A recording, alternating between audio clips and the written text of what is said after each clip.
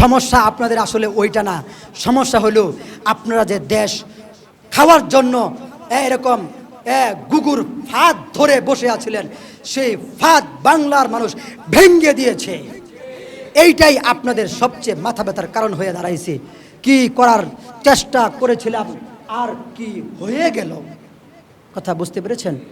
এই যে কথাগুলো বললাম, এই কথাগুলো আপনাদের ব্যক্তি জীবনে অনেক প্রয়োজন। এই দেশে খেলাফত ব্যবস্থা যতদিন পর্যন্ত কায়েম না হবে, ততদিন আপনি এ দল বলেন, বি দল বলেন, যাই আনেন না কেন, কোনোভাবেই আপনি শান্তি পাবেন না। অশান্তি আপনার জিন্দগি থাকবে। আর আপনার পরবর্তী উত্তরসূরিরা ওরা নস্টালজিক এক জামানার দিকে ধাবিত হবে। ওদেরকে ফেরায় আনাও আমার দায়িত্ব।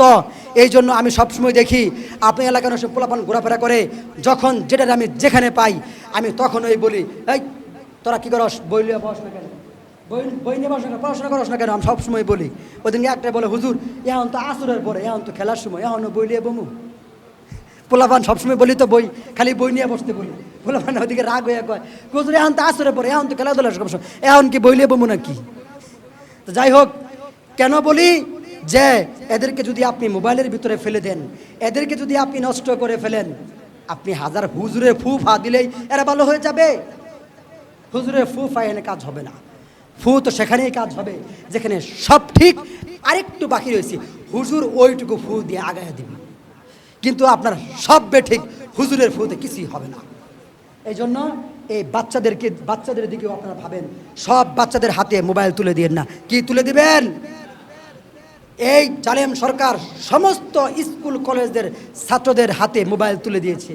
ব্যবসায়ীদেরকে বলেছে, করোনার ভিতরে তোমাদের ব্যবসা লস হয়েছে, চিন্তা করো না, আমি পোষায় দিব, আমি তোমাদের নেতা, ঠিক আছে? আর সব ছাত্ররা স্কুল কলেজের সব মোবাইল কিনে অ্যাসাইনমেন্ট জমা দে, অনলাইনে পরীক্ষা দে, গার্জেনের চাপ দিয়ে কিস্তি মিস্তি তুললে সবাই ফোন কিনে বাস পোলাপানে হন এক একজন মোবাইলওয়ালা। ওদিনকে একটা দেখলাম থ্রিতে পড়ে, ওরা তো মোবাইল। আচ্ছা বলেন, থ্রিতে যে ছেলেটা পড়ে ওই ছেলে মোবাইল দিয়ে কি করে? আমি জিজ্ঞেস করলাম, এটা কার? আমার আব্বা আমাকে কিনে দিয়েছে।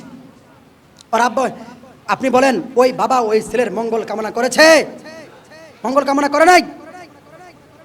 মোবাইল সন্তানদের হাতে তুলে দিয়েন না, এতে যা করার তাই আপনি করবেন। আপনার ছেলে আপনি নষ্ট করেন না, হাসরের মাঠে আপনাকে জবাবদিহি করতে হবে। ছেলেদের হাতে মেয়েদের হাতে মোবাইল তুলে দিলে ওই সন্তানকে আপনি কখনোই দিনের পথে আনতে পারবেন না।